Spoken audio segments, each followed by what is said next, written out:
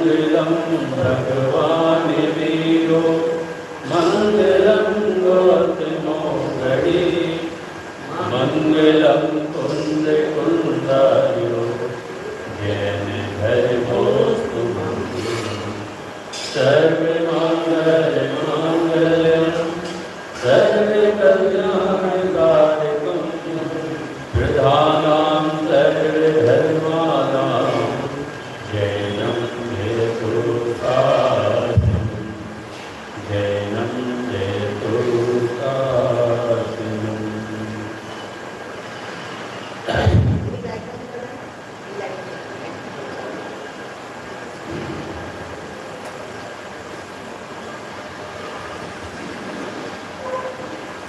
इसका मूल्यांकन करो। ये नंबर आपका एक ही है।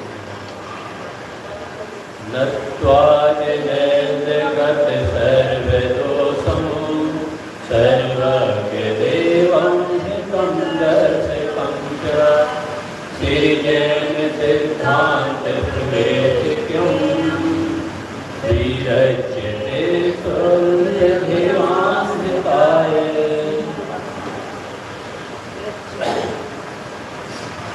ये जैन सिद्धांत प्रवेशिका श्री जैन सिद्धांत प्रवेशिका जो जैन दर्शन में प्रवेश करना चाहता है उसको हम सभी को जैन सिद्धांत प्रवेशिका पढ़ने की आवश्यकता है, क्योंकि जैन दर्शन के जो सिद्धांत हैं वो बड़े गूढ़ हैं, लेकिन उन गूढ़ रहस्यों को, उन गूढ़ सिद्धांतों को हमारे आचार्य परंपरा और विद्वान परंपरा ने बहुत सरल किया है और प्रश्न उत्तर शैली में निबद्ध किया है। तो आचार्य पंडित टोडरमल जी इस शैली के अच्छे विद्वान माने जाते हैं, जिन्होंने अपने स्वयं ने प्रश्न खड़े किए और स्वयं ने ही जवाब दिए और एक समृद्धशाली इतिहास जैन विद्वानों का रहा है और इसके अंतर्गत जैन काशी के नाम से जो विख्यात रहा है, ऐसा जयपुर, गुलाबी नगर और आगरा, ये दो नगर ऐतिहासिक नगर हमारे बीच में रहे हैं, आज भी हैं, जहाँ पर बड़े बड़े विद्वानों का जन्म हुआ है। माने आगरा नगरी और जयपुर नगर, ये दो नगर ऐसे हैं जहाँ पे उच्च कोटि के विद्वानों का जन्म हुआ है और उन्होंने अपने नाम की भी सार्थकता की है। हम सभी श्री जैन सिद्धांत प्रवेशिका में प्रवेश करें उससे पूर्व उनके परिचय से हम क्यों ना परिचित हो जाएं, उनके जीवन से, उनके जीवन में क्या उतार चढ़ाव रहे हैं और उनकी क्या विशेषताएं रही हैं, जो कि हम उनको आज भी वर्तमान में स्मरण करते हैं। तो सामान्य व्यक्तित्व तो नहीं है, विशेष व्यक्तित्व के धनी थे। कौन? गोपाल दास जी वरिया, जिनके संबंध में हमने बहुत सारी किंवदंतियाँ भी सुन रखी हैं। खासकर उनके संबंध में तो क्या, उनकी पत्नी के संबंध में जरूर हमने सुन रखा है कि बड़े तेज मिजाज की थी और जिन्हें गोपाल दास जी वरिया साहब नित्य वैराग्य दानी कहते थे। तो उनका भी हमें परिचय प्राप्त होगा।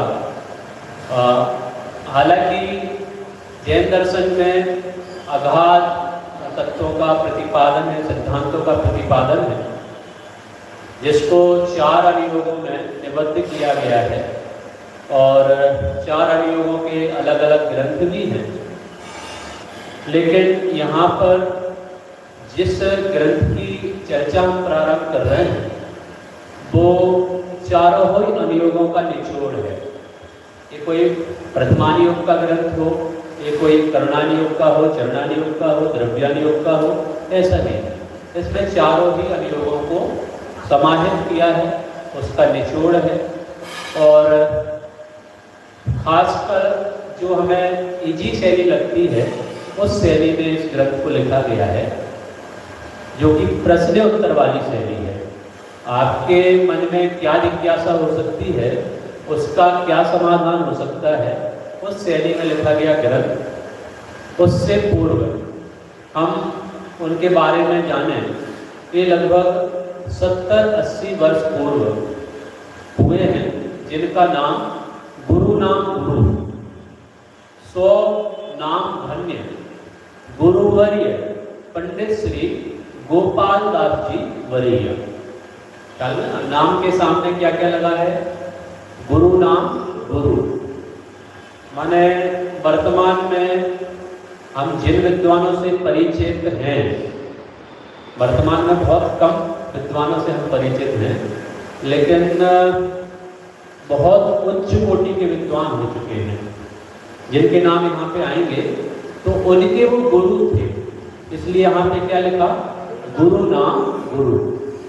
माने आपने फूलचंद जी सिद्धांत शास्त्री का नाम सुना होगा, जगत मोहन लाल जी का नाम सुना होगा, मक्खन लाल जी का नाम सुना होगा, चैन सुखदास जी, है ना, और हाँ बहुत सारे नाम हैं। अभी नाम यहाँ पे आएंगे तो ये उच्च कोटि के विद्वान अपने आप में रहे हैं। माने इतिहास में जिनका नाम दर्ज है, जिन्होंने जैन दर्शन की प्रचार प्रसार में अपना बहुत बड़ा योगदान, जीवन समर्पण किया है, ऐसे विद्वानों के भी जो गुरु रहे हैं, ध्यान में है ना, उनका नाम है गुरु नाम गुरु। ठीक है। और 100 नाम धन्य, 100 नाम धन्य, नाम को भी इन्होंने सार्थक किया है ना। और गुरुवर्य, ठीक है, गुरुओं में भी जो श्रेष्ठ हैं, ऐसे पंडित श्री गोपाल दास जी वरैया, है ना, उन्होंने ये संकलन किया है जिसका नाम है श्री जैन सिद्धांत त्रिवेशी का। इनका संक्षेप में यहाँ से परिचय प्रारंभ कर रहे हैं। इनका जन्म कब हुआ था? गुरुवर श्री पंडित गोपाल दास जी वरैया, उनका गौरवशाली व्यक्तित्व में जिनका बृहदकाय अभिनंदन ग्रंथ, माने एक उनकी मृत्यु के पश्चात उनका अभिनंदन ग्रंथ बनाया गया, जिनकी पृष्ठ संख्या लगभग 672 पेज का अभिनंदन ग्रंथ उनके मृत्युपरांत 50-60 वर्षों बाद बनाया गया था। यहाँ पे लिखा हुआ है उनके मरणोपरांत 50 वर्ष बाद, अर्थात आज से 37 वर्ष पूर्व सन 1967 में प्रकाशित किया गया था उनका अभिनंदन ग्रंथ। ठीक है। उसके आधार पर उनका जीवन, संक्षिप्त जीवन वृत्त यहाँ पर दिया जा रहा है। ठीक है। हालांकि हमारे यहाँ पे एक परंपरा ऐसी रही है कि आचार्यों ने और विद्वानों ने बहुत महान महान कार्य किए हैं अपने जीवन में। महान कार्य का क्या हो सकता है? माने उन्होंने अद्भुत महान ग्रंथों की रचना की है, और उन ग्रंथों की रचना उन्होंने की, लेकिन अपने बारे में उन्होंने कुछ भी नहीं लिखा। वो कुछ लिखा भी है तो वो काफ़ी नहीं है ना, पर्याप्त नहीं है। तो ऐसे हमारे गुरुओं की और विद्वानों की परंपरा रही है, जो काम तो बहुत महान करते हैं लेकिन वो अपने जीवन के बारे में कुछ नहीं लिखते। माने उनको नाम की नहीं पड़ी है, लेकिन काम उन्होंने अद्भुत किए हैं जिससे हम परिचित हैं। माने उनके ग्रंथों से उनके जीवन का हम परिचय प्राप्त करते हैं। ठीक है। तो उसी श्रृंखला में ये 1967 में उनका अभिनंदन ग्रंथ उनके मरणोपरांत 50 वर्ष बाद, है ना, मतलब लगभग 37 वर्ष पूर्व ये ग्रंथ की रचना हुई थी और उसके आधार से उनके जीवन का संकलन किया गया, जीवन परिचय बनाया गया।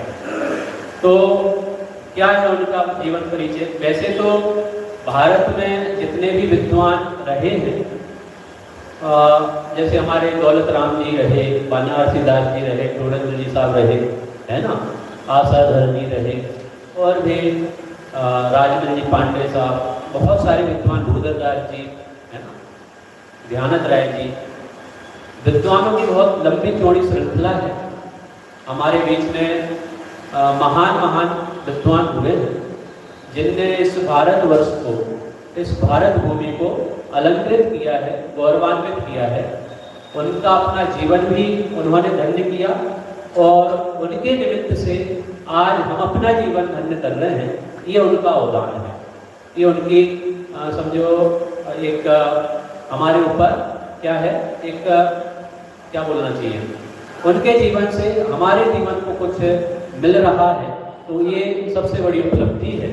तो उनके बारे में हम क्यों ना जाने, इसके संबंध में यहाँ पे संक्षेप में जीवन परिचय उनका दिया जा रहा है। भारत के इतिहास में अनेक महापुरुष अवतरित हुए हैं जिन्होंने सामान्य जन के मन मस्तिष्क पर अपने उज्जवल चरित्र और आदर्श जीवन की अमिट छाप छोड़ी है।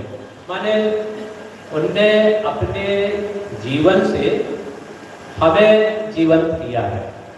माने उनका जो जीवन चरित्र रहा है वो बड़ा अनुकरणीय रहा है और उसकी छाप यदि हम उनको पहचानते हैं, यदि हम उनका स्मरण करते हैं, यदि हमारे जहन में उनकी कोई महत्ता है, उनका बहुमान हमारे हृदय स्थल में है, तो क्यों है?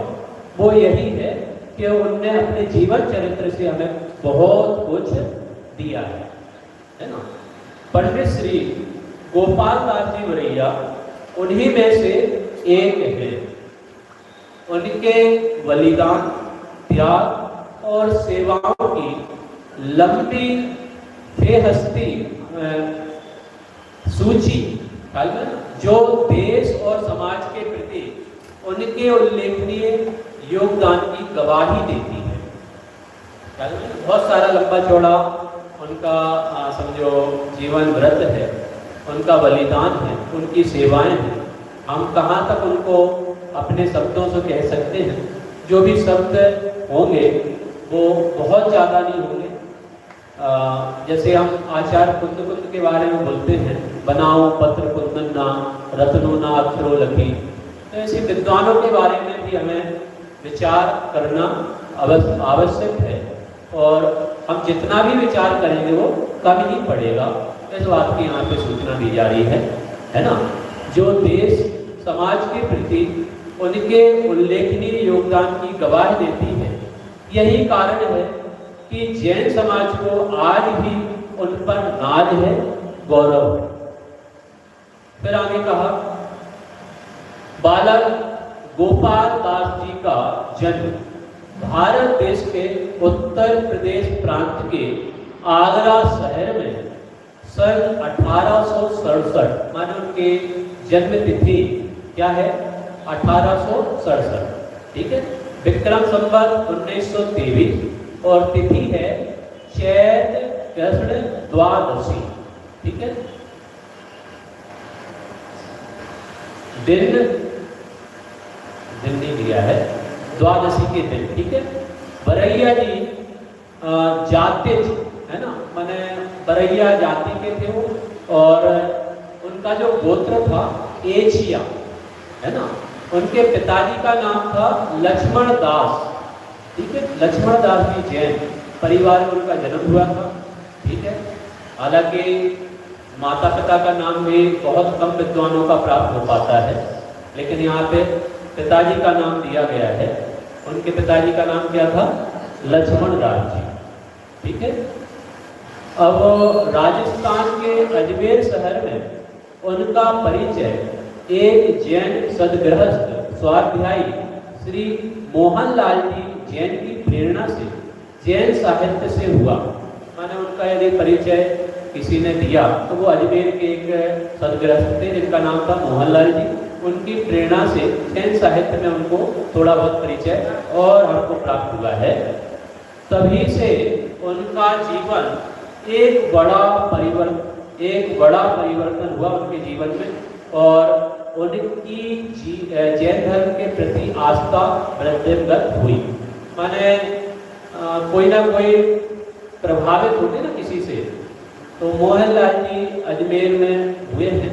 उनके समझो सानिध्य में या उनके सन्निकट जाकर इनने समझो अपने जीवन की शुरुआत की, और उनके जीवन में बड़ा परिवर्तन हुआ।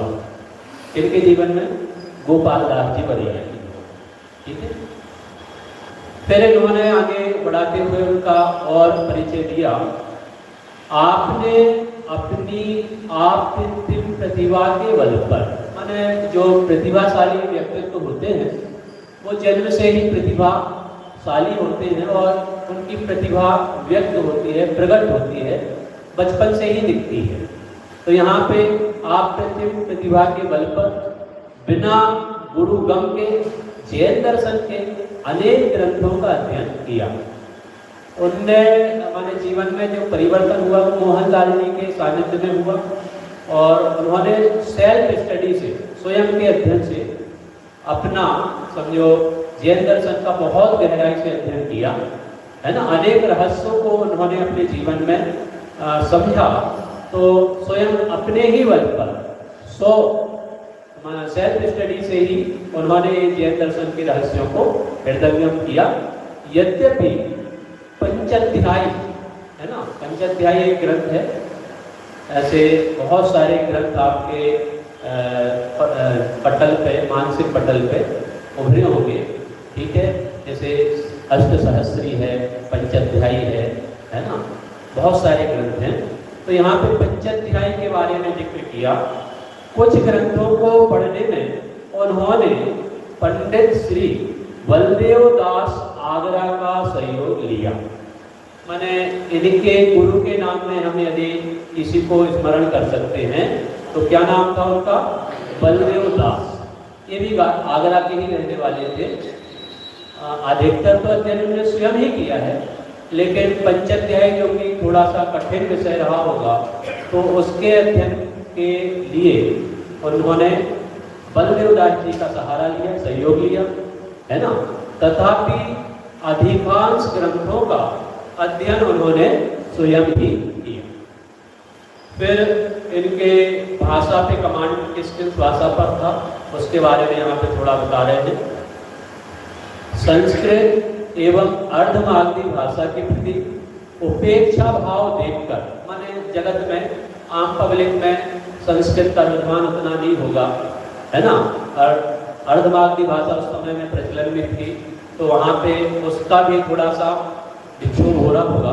तो उस समय में उपेक्षा भाव देखकर उन्होंने अत्यंत पीड़ा का अनुभव किया कि भाई जो हमारी आम पब्लिक की भाषा है, देव भाषा संस्कृत और अर्धमागधी भाषा जो आम बोलचाल की भाषा है, उसकी भी यदि कोई उपेक्षा करे तो किसके हृदय में ठेस नहीं लगेगी।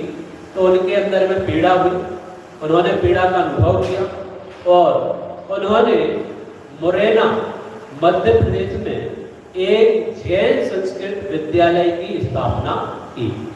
माने पहले के ज़माने में अकलंक देव और निकलंक देव, ख्याल है ना, इन्होंने कहाँ विद्याध्ययन किया था? नालंदा विश्वविद्यालय, बहुत प्राचीन तक्षशिला, नालंदा, ये बहुत ऐतिहासिक विश्वविद्यालय रहे हैं।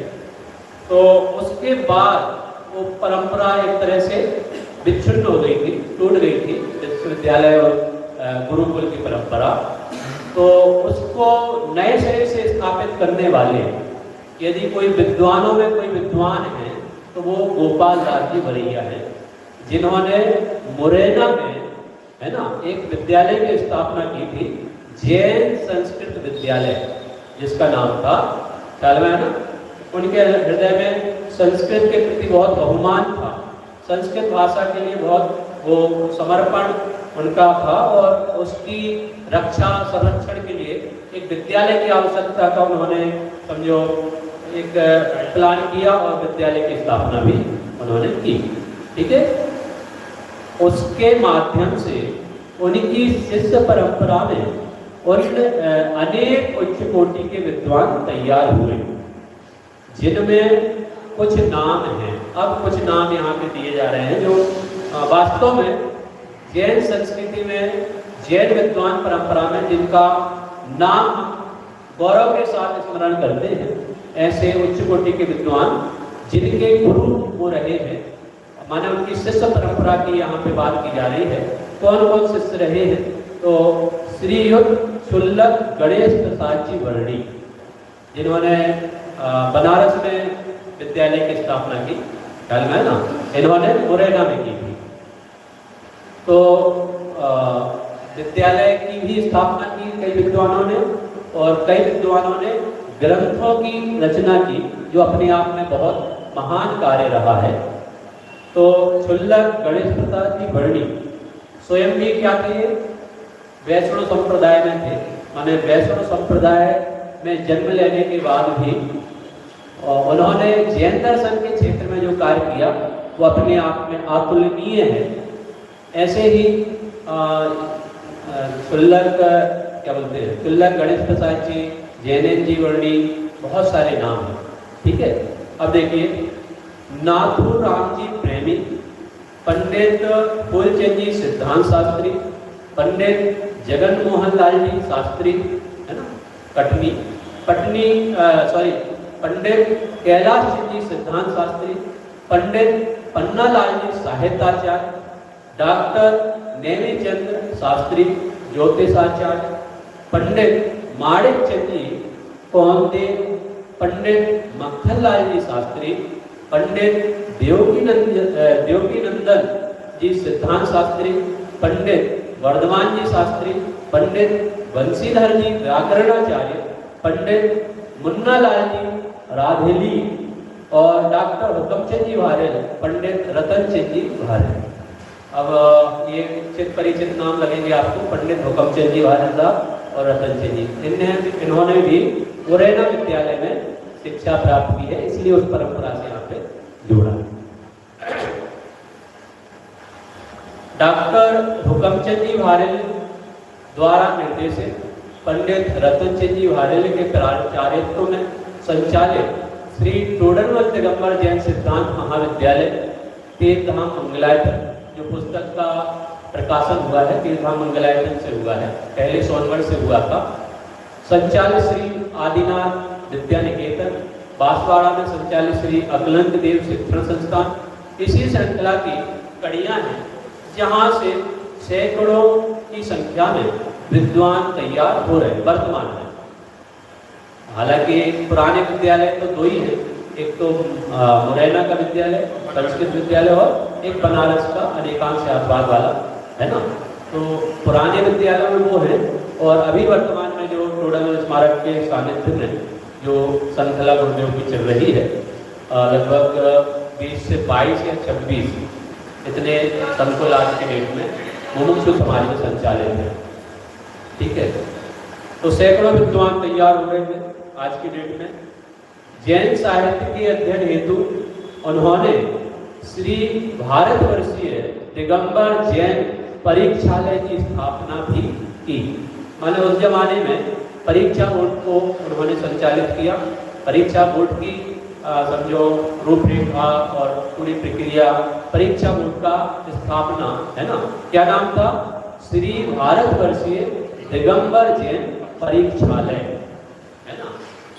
और निस्वार्थ भावना से उन्होंने शिक्षा, साहित्य और सांस्कृतिक चेतना को जागृत करने में अपनी महती भूमिका अदा की। माने उनका अवदान इस हमारे जीवन पे बहुत अवदान है ना। उन्होंने एक महती भूमिका निभाई है जैन संस्कृति के उत्थान के लिए, जैन साहित्य के उत्थान के लिए, संरक्षण के लिए, क्योंकि उन्होंने सबसे बड़ा काम किया है शिक्षा के क्षेत्र में। शिक्षा के क्षेत्र में उन्होंने क्या किया? विद्यालय की स्थापना की, जिससे शिक्षा का समझो संचालन होता है। अध्ययन और अध्यापन होता है ना, ये काम उन्होंने किया। उन्होंने खुले दिल से जैन धर्म और दर्शन की प्रभावना हेतु देश भर में स्वाध्याय की प्रवृत्ति चलाकर प्रचार प्रसार किया। न केवल उन्होंने विद्यालय की स्थापना की, जगह जगह वो जाते थे, स्वाध्याय की परंपरा से जुड़ते थे, स्वाध्याय करवाते थे।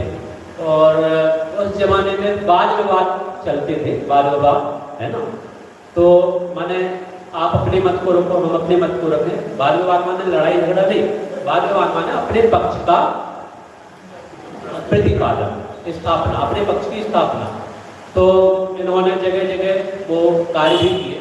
माने जैनेतर सम्मेलन, जो सम्मेलन हुआ करते थे उस जमाने में, ठीक है, सर्वधर्म सम्मेलन जैसे कहा जा सकता है आज की भाषा में, तो उसमें भी जाकर अपने जैन दर्शन की स्थापना उन्होंने की। ठीक है, उनकी बुद्धिमत्ता और धर्म के प्रति रुझान को देखकर जैन समाज ने अनेक उपाधियों से उन्हें सम्मानित किया।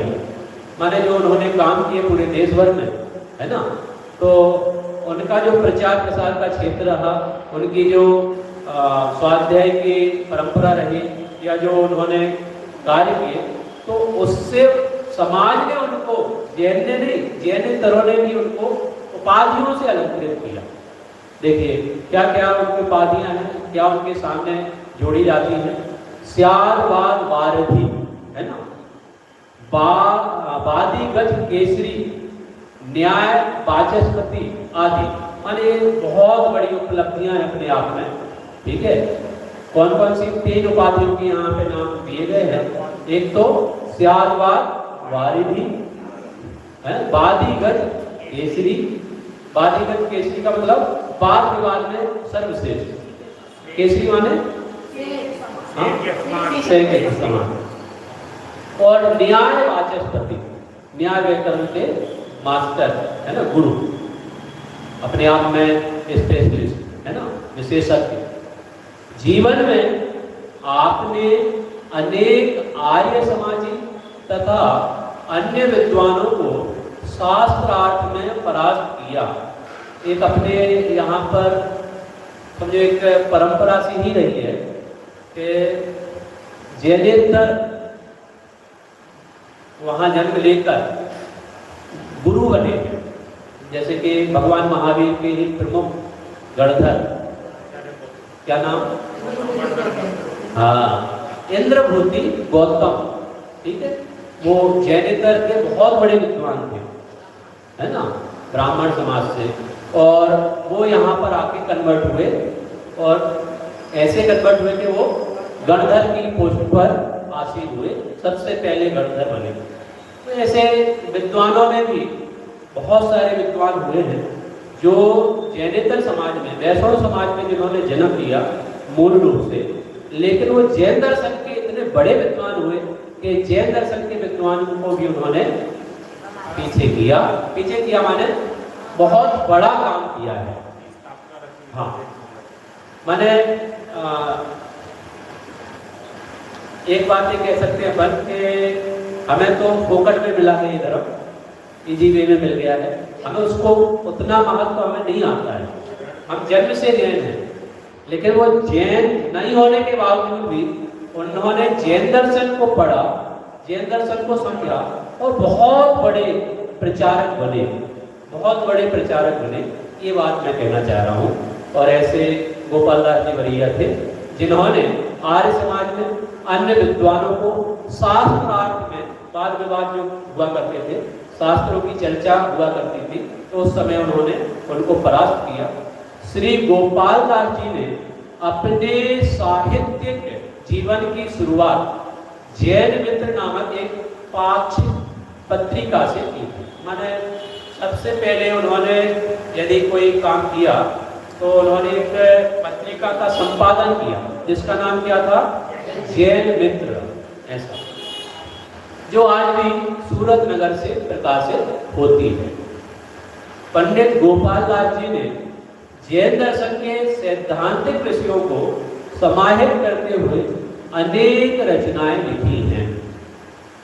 हालांकि बड़ी बड़ी रचनाएं विद्वानों ने की है, लेकिन कुछ उपलब्ध हैं, कुछ उपलब्ध नहीं है, है ना। तो इन्होंने बहुत सारे सैद्धांतिक विषयों को लेकर रचनाएं लिखी हैं, इनमें भी उन्होंने अनेक सैद्धांतिक विषयों का समावेश अत्यंत सरल सहज बोधगम्य शैली, है ना। उनकी प्रमुख पुस्तकों में श्री जैन सिद्धांत प्रवेशिका, माने अनेक रचनाएं की होगी, लेकिन प्रमुख रचना जिसे हम कह सकते हैं, दो रचनाओं के, तीन रचनाओं के यहाँ पे विशेष नाम दिए जा रहे हैं। एक तो जैन दर्शन श्री जैन सिद्धांत प्रवेशिका और दूसरा नाम है श्री जैन सिद्धांत दर्पण। जैन सिद्धांत दर्पण ये पहली रचना है इनकी, बाद की रचना जैन सिद्धांत प्रवेशिका है। और एक बहुप्रचलित उपन्यास जिसका नाम क्या है, सुशीला, ठीक है, जो कि किसके लिए लिखा गया था, नवयुवकों के लिए। तत्कालीन नवयुवकों में चेतना जागृत करने के उद्देश्य से लिखा था, जो कि धर्म विमुख हो रहे थे। माने एक हमारे लिए भी कार्यकारी हो सकता है। आज की युवा पीढ़ी धर्म से विमुख हो रही है, तो उनको संप्रेम भेंट हम दे सकते हैं सुशीला उपन्यास, और उनको प्रेरणा दे सकते हैं कि ये आप एक बार अपने जीवन में अवश्य पढ़ो, जो कि गोपाल दास जी की रचना है। इनके अलावा आपके द्वारा लिखे कुछ लेख, जैसे जैन जियोग्राफी, ठीक है, माने भूगोल, जैन सिद्धांत, ठीक है,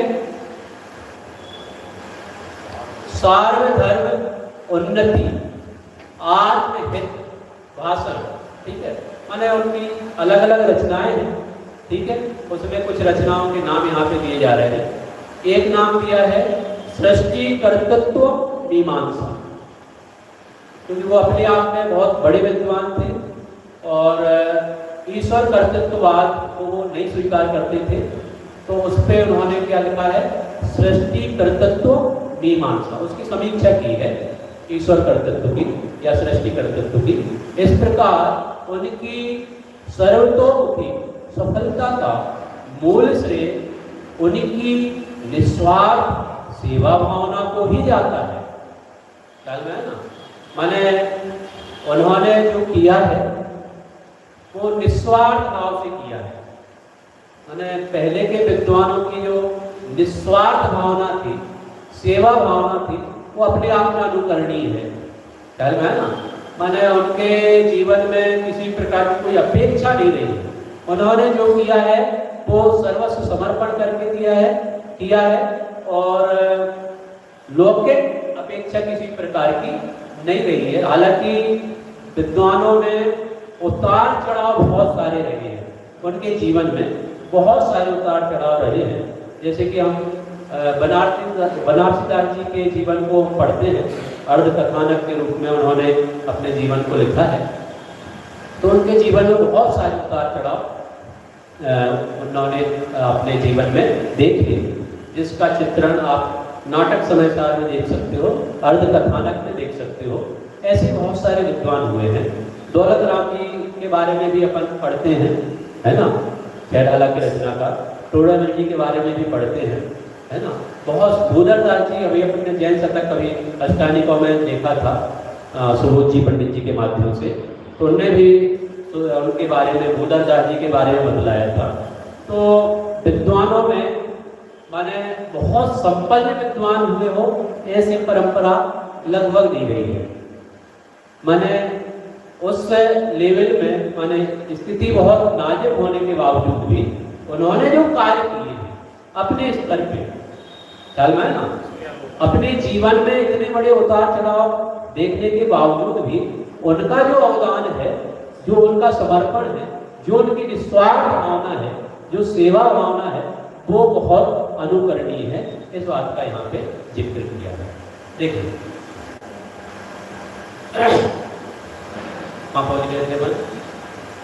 हाँ, उन्होंने निस्वार्थ सेवा भावना को ही माने उनका जो इस प्रकार की उनकी जो सर्वोत्मुखी सफलता, उन्होंने पूरा जीवन अपने जैन दर्शन के प्रचार प्रसार में लगाया, तो जो भी उनका है तो वो निस्वार्थ सेवा भावना को ही उनका ये श्रेय जाता है, मूल श्रेय। अब उन्होंने मुरैना स्थित संस्कृत विद्यालय के जरूरतमंद छात्रों को छात्रवृत्ति प्रदान कर समाज सेवा के क्षेत्र में अपना अमूल्य योगदान दिया। न केवल विद्यालय की स्थापना की, जो गरीब छात्र उस समय में पढ़ते थे उनको छात्रवृत्ति दिलाई, ठीक है, उसमें भी उनका योगदान रहा है। उन्होंने कभी भी अपने लौकिक स्वार्थ के लिए धार्मिक कार्य नहीं किए। ये धार्मिक दृष्टि से भी आप उज्जवल चरित्र के धारक थे, है ना। 95 व्रतों का पालन दृढ़ता से करते थे, ख्याल में है ना।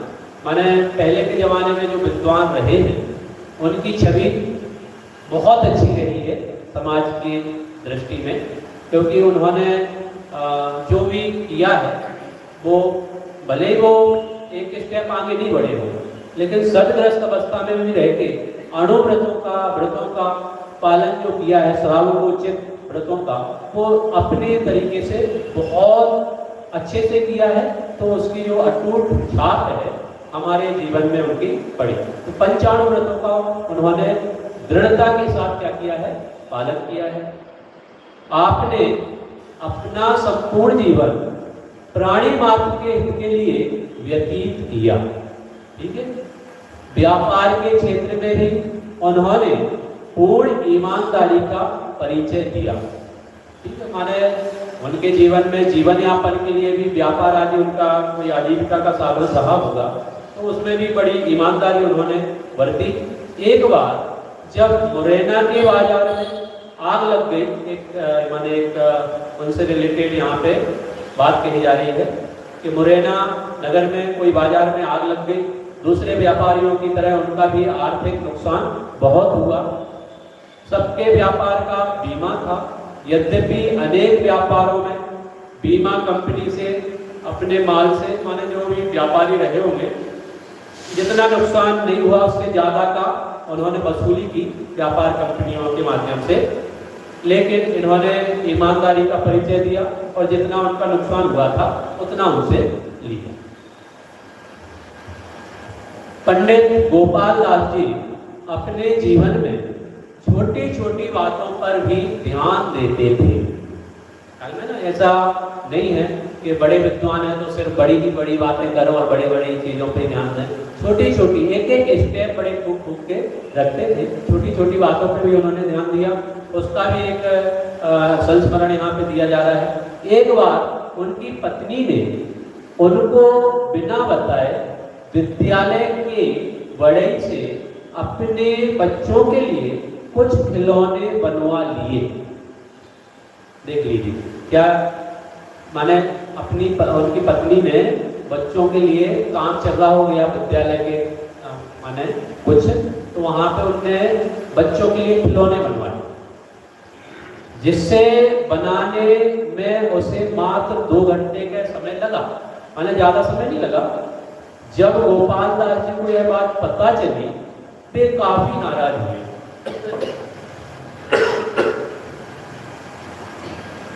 उतने काम की राशि विद्यालय के खाते में जमा करवाई बाकायदा, ख्याल में ना। अपन होते तो ठीक है भैया, अपने ही विद्यालय का तो काम चल रहा है, अपन को क्या देने की आवश्यकता है।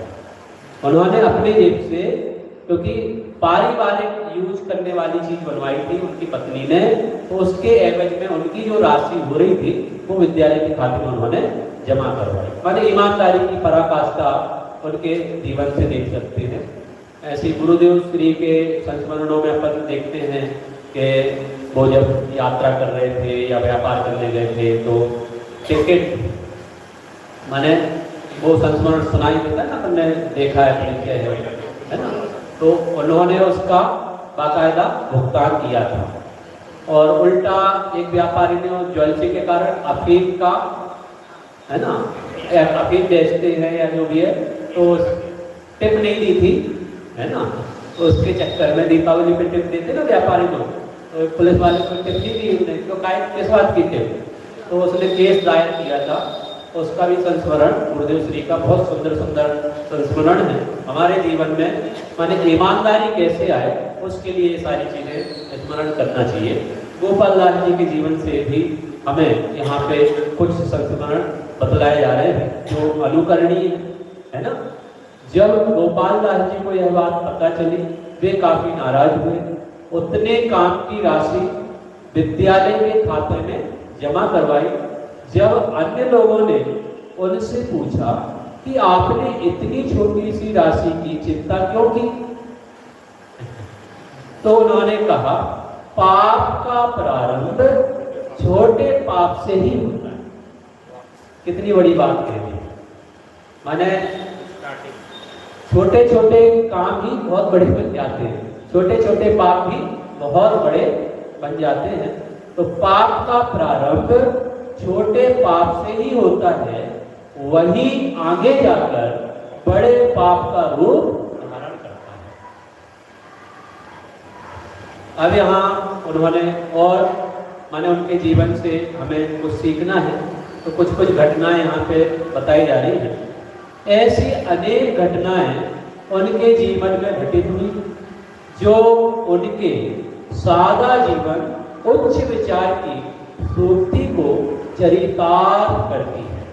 ठीक है, माने हमारे विद्वानों का जीवन लगभग सादा रहा है और विचार उनके उच्च रहे। सादा जीवन और उच्च विचार की शैली उनकी रही है। वे नित्य पूजन, स्वाध्याय आदि कर्म करते थे। अनेक सामाजिक समस्याओं का निस्वार्थ भाव से समाधान करते थे। माने उस जमाने में जैसे टोडामल जी के बारे में सुनते हैं हम लोग कि उस जमाने के बहुत बड़े उच्च कोटि के विद्वान रहे हैं जिन्हें आचार्य कल्प की उपाधि दी गई। उस समय में किसी को भी कोई भी शंका होती थी तो पत्राचार के माध्यम से वो टोडामल जी से माने समाधान प्राप्त करते थे। तो गोपाल दास जी के जमाने में जो ही शंकाएं हुआ करती थी लोगों को, तो उनका समाधान गोपाल दास जी के माध्यम से हुआ करता था। उनके अनेक कार्य उनके उज्जवल विचारों के दर्पण थे। वे एक ईमानदार, धार्मिक और न्यायप्रिय व्यक्ति थे। उनका देहावसान मात्र 51 वर्ष की अल्प आयु में सन 1917 विक्रम संवत 1973 चैतवदी पंचमी के दिन उनकी कर्मस्थली मुरैना में हुई। माने उनका जो जीवन काल रहा बहुत छोटा। टोडामल जी का 47 वर्ष का रहा है, इनका 51 वर्ष का रहा है। ठीक है, माने विद्वानों के जीवन में जो विद्वत्ता अलग रही, लेकिन जीवन उनका अल्प व्यय रहा, अल्प आयु में ही, लेकिन बड़ा काम किया। कल मैं छोटी सी उम्र मात्र 51 वर्ष, लेकिन जो उनकी रचनाएं हैं ये ऐसा लगता है कि कितना बड़ा काम उन्होंने किया है। पंडित जगन मोहन लाल जी सिद्धांत शास्त्री जो उनकी अंतिम यात्रा के प्रत्यक्ष दृष्टा थे, उन्होंने अपने संस्मरण में लिखा है। क्या लिखा है? वे अपना अंत समय जान चुके थे और उन्होंने अपने समाधि मरण की तैयारी उस समय स्वयं की थी। माने जो जीवन में जिन्होंने पूरा जीवन स्वाध्याय में समर्पित किया हो और अणुव्रत आदि का बहुत अच्छी से निष्ठापूर्वक पालन किया हो, वो अंतिम समय में चिग जाए, डिग जाए या उनका अंतिम भाव अंतिम समय बिगड़ जाए, ऐसे कैसे हो सकता है? तो उन्होंने स्वयं ही अपने बल पे स्वयं की तैयारी से समाधि मरण की तैयारी की, स्वयं के बल पर, है ना। और सर्व परिग्रह त्याग कर ही नग्न अवस्था में समाधि पूर्वक प्राण विसर्जन किए, है ना। तो ऐसे हमारे जीवन में अनेक विद्वान हुए हैं जिनका जीवन चरित्र हमें अवश्य पढ़ना चाहिए, विद्वानों का भी और आचार्यों का भी। जीवन चरित्र पढ़ के हमें ख्याल में आएगा कि हमें भी कुछ अपने जीवन में करने जैसा है। जो अद्भुत कार्य उन लोगों ने किए हैं, उन्होंने जो माने श्रेष्ठता, विद्वत्ता या उनका जो बहुमान हमारे जीवन में है, वो यदि हम अपने जीवन में थोड़ा भी उनके जैसा तो नहीं हो सकता, क्योंकि वो तो अद्भुत व्यक्तित्व हुए अपने आप में, लेकिन थोड़ा भी उनका जीवन से हम कुछ सीख सके तो अपना भी जीवन निहाल हो सकता है। इस बात की यहाँ पे समझो बात की पुष्टि की है। और जगन मोहन लाल जी ने एक संस्मरण सुनाया कि अंतिम समय उन्होंने समाधि पूर्वक मरण किया था, नग्न वेश धारण कर लिया था और एक अच्छा मरण, समाधि पूर्वक मरण, जिसे हम मृत्यु महोत्सव कहते हैं, वो उन्होंने किया। उनके जीवन वृत्त से हमें उत्कृष्ट आध्यात्मिक जीवन के साथ साथ उज्जवल लौकिक जीवन की शिक्षा ग्रहण करनी चाहिए। तो इस प्रकार से अपने संक्षेप परिचय उनका जो गोपाल दास जी हुए हैं उनका पढ़ा है। हालांकि परिचय बहुत कम है, लेकिन पर्याप्त है हमारे लिए। तो एक भी चीज यदि हमारे जीवन में सादा जीवन और उच्च विचार भी आ जाए तो हमारा जीवन निहाल हो सकता है। हालांकि जो उन्होंने रचनाएं की है उसमें जो प्रसिद्ध कृति है जिसका नाम क्या है, जैन सिद्धांत प्रवेशिका, इसका भी हमें परिचय प्राप्त करना चाहिए। नाम से ही आपको विदित हो जाएगा कि ये जो कृति है ये हमें जैन दर्शन में प्रवेश करने के लिए बहुत सहायक है, बहुत माने जरूरी है, आवश्यक है। यदि हम जैन दर्शन में प्रवेश करना चाहते हैं, जैन दर्शन के सिद्धांतों को समझना चाहते हैं, रहस्यों की भक्ति सुलझाना चाहते हैं, तो इस छोटी सी कृति को मात्र 671 कितने है ना, कितने क्वेश्चन है टोटल, 671 क्वेश्चन की ये लघु कृति, क्वेश्चन आंसर की, ये हमें जरूर अपने जीवन में पढ़ना चाहिए। और ना केवल सिर्फ पढ़ने का उद्देश्य हो, पढ़ने के साथ साथ वो हमारे जीवन में अप्लाई भी हो। वो सिद्धांत जो हमारे जैन दर्शन के आधार स्तंभ हैं उनके बारे में भी हम समझेंगे। जैन सिद्धांत प्रवेशिका का नामकरण कैसे हुआ उसके बारे में भी समझेंगे। और जो इसका विषय वस्तु है, 6 अध्यायों में लगभग इसको डिवाइड किया है, 5-6 अध्यायों में। हालांकि ये संकलन है, ठीक है ना, उन्होंने नहीं किया था, ये प्रकाशन जो जिन्होंने संपादन किया है उसको 5 अध्यायों में इसको डिवाइड किया है। इसके बारे में विशेष अपन कल चर्चा प्रारंभ करेंगे।